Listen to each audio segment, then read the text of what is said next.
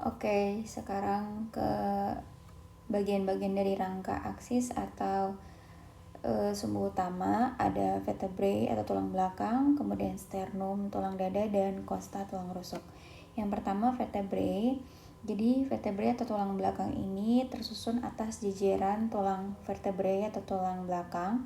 Di antara tulang-tulang vertebrae itu terdapat discus intervertebralis. Discus intervertebralis itu yang sebelah sini. Yang ini discus intervertebralis. Nah, terus berarti tulang-tulangnya itu disebutnya sebagai corpus vertebrae gitu ya. Nah, discus intervertebralis ini terdiri dari tulang rawan atau tersusun dari tulang rawan, sehingga sifatnya itu kuat tapi elastis, sehingga kita bisa menggerakkan tulang belakang kita gitu ya, karena sendinya kuat dan elastis. Terus terdapat juga foramen intervertebralis yang berfungsi sebagai tempat sistem saraf perifer atau saraf tepi. Jadi kayak ada lubang gitu. Jadi nanti di sini bisa tempat untuk keluarnya sistem saraf perifer atau saraf tepi. Nah, ini gambarnya samping kiri ya. Bagiannya terlihatnya samping kiri tulang belakangnya.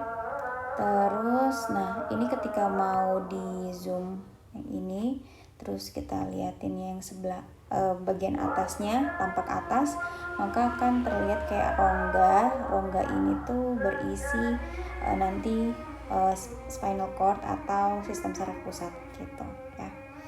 Nah, terus sekarang ke tulang belakang. Jadi tulang belakang ini yang tampak samping kanan itu terdiri dari 33 tulang belakang ya.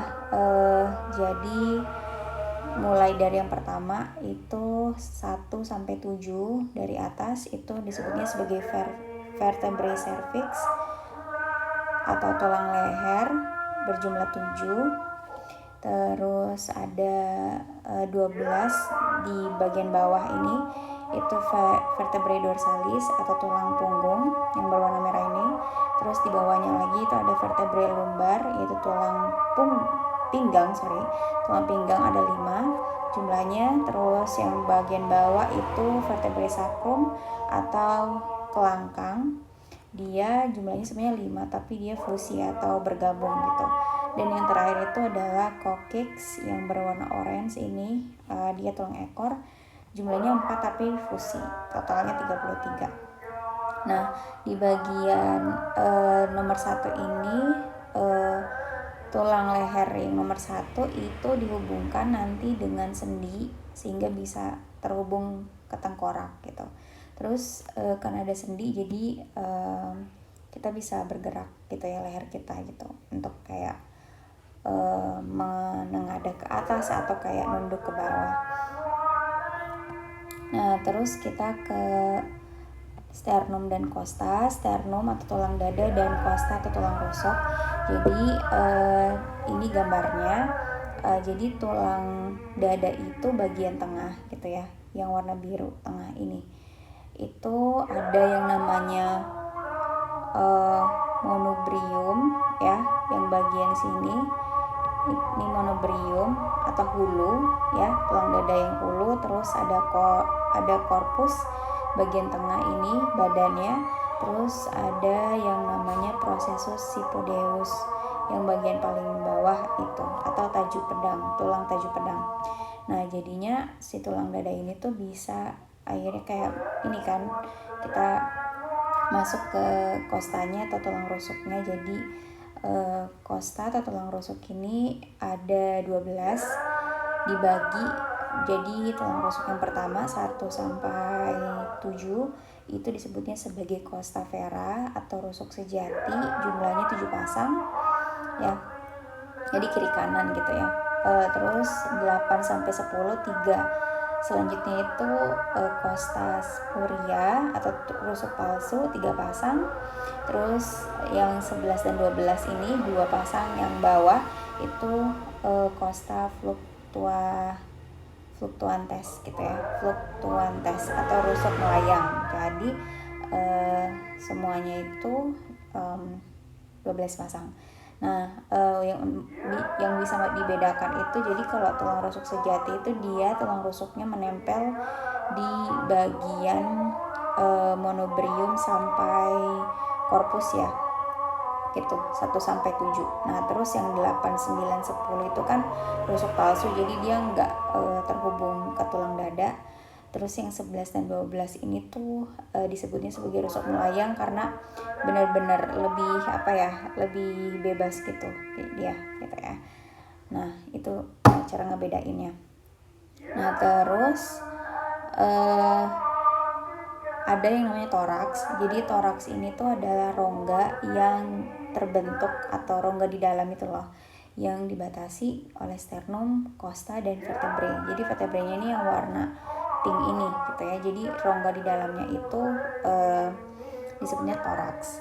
Nah, di dalam toraks itu akan berisi paru-paru, jantung, dan pembuluh darah. Jadi tulang dada dan tulang rusuk sama vertebrae itu atau tulang belakang itu melindungi ya paru-paru, jantung, dan pembuluh darah. Terus ada juga yang namanya ruang interkosta. Ruang interkosta ini adalah celah gitu ya. Jadi celah-celah antar kostanya atau tulang rusuk itu ada ada celahnya gitu ya. Namanya celah interkosta. Nah,